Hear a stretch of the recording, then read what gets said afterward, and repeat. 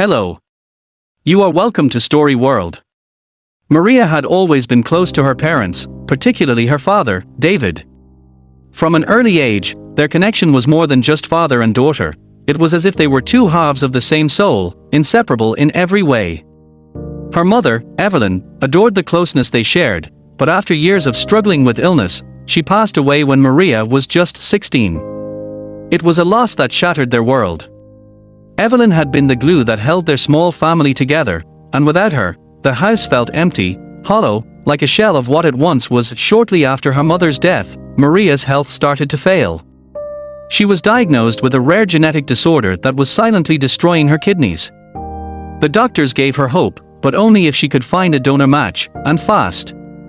The wait for a donor seemed endless. Weeks turned into months, and Maria's condition worsened. David, watching his daughter slip away, could not stand the thought of losing her. After numerous tests, it was discovered that he was a perfect match to donate one of his kidneys. Without hesitation, David underwent surgery, giving part of himself to save her. The surgery was successful, but something shifted between them. David's sacrifice deepened their bond in a way that went beyond gratitude. To Maria, her father had not only saved her life but had become her life. Years passed, and Maria grew into a beautiful, intelligent woman. Men were drawn to her, eager to win her heart, but none of them ever stood a chance. Her devotion to her father was unmatched, and every potential suitor paled in comparison to the man who had given her life twice, once when he brought her into the world and once again when he saved her from death. David, though proud of the woman his daughter had become, couldn't ignore the growing tension between them. He wanted her to move on, to live a full life with someone her age, but Maria seemed uninterested. She rejected every man that approached her, always finding reasons to turn them away. Some were too shallow, others not ambitious enough, but deep down, David knew the truth. No man would ever be good enough because none of them were him. As the years went by, the unspoken grew louder. One night, after another potential suitor had been dismissed, Maria confronted her father. "I don't need anyone else," she said, her eyes intense, as if her entire soul was burning behind them. "You're all I need, Dad." David's heart sank. "Maria, you deserve to have a life of your own. I'm your father, I can't be what you need." Her expression softened, but her resolve didn't waver. "But you already are. No one else will ever come close to what you mean to me." David was conflicted. He knew their bond was deep, but this was different. This was wrong. He tried to reason with her, to explain that the love between a father and daughter was not the same as the love between a husband and wife, but Maria wasn't listening. In her mind, the sacrifice he had made had fused them in a way no one could understand. He had given her his kidney, and in return, she had given him her heart. Time didn't ease the tension. David started dating again, hoping it would push Maria to open her heart to someone else. But each time he met someone new, Maria's behavior grew more erratic. She would sabotage his relationships, claiming no woman could ever love him the way she did. When he tried to confront her about it, she would break down in tears, reminding him that she was alive because of him, and that she could never love anyone the way she loved him. One night, Maria overheard David on the phone, discussing marriage with a woman he had been seeing for a few months. The thought of losing him, of sharing him with anyone else, sent her into a spiral.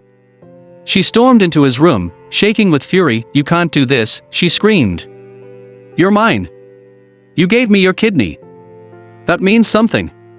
It means we're connected in a way no one else can ever understand." David, stunned, tried to calm her down. "Maria, I love you, but this isn't healthy. I'm your father, not your husband." Her voice dropped to a whisper, cold and dangerous. "Then be both." The words hung in the air, suffocating him.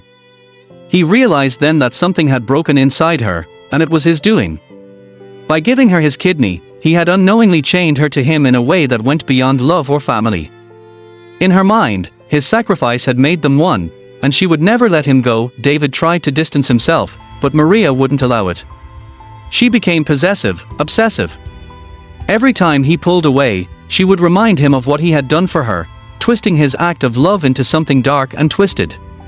She began threatening to harm herself if he didn't stay by her side, using his love for her as a weapon to keep him close. One night, after a particularly intense argument, Maria disappeared. Panicked, David searched everywhere for her, but she was nowhere to be found. Hours later, he received a message from her, cryptic and chilling: "If I can't have you, then no one will." Terrified, David rushed to the place where they had scattered Evelyn's ashes years ago, a cliff overlooking the ocean, where Maria had always felt closest to her mother. He found her standing at the edge, her arms outstretched as if welcoming the void. "Maria, don't," he screamed. Running toward her, she turned to him, her face calm, serene. "I'm not doing this to hurt you, Dad. I'm doing this because I love you. And if I can't be with you, then there's no point in living." David's heart shattered. He had never meant for any of this to happen. He had saved her life, only to lose her in a different way. Desperate, he begged her to come back to him, to step away from the edge. With a sad smile, Maria took a step forward, away from the cliff, but not toward him. "You saved me once," she said softly. "But this time, I have to save myself." And with that, she disappeared into the night, leaving David standing alone, haunted by the knowledge that the bond he had created might never be undone. End. Thank you for watching and stay tuned for more stories.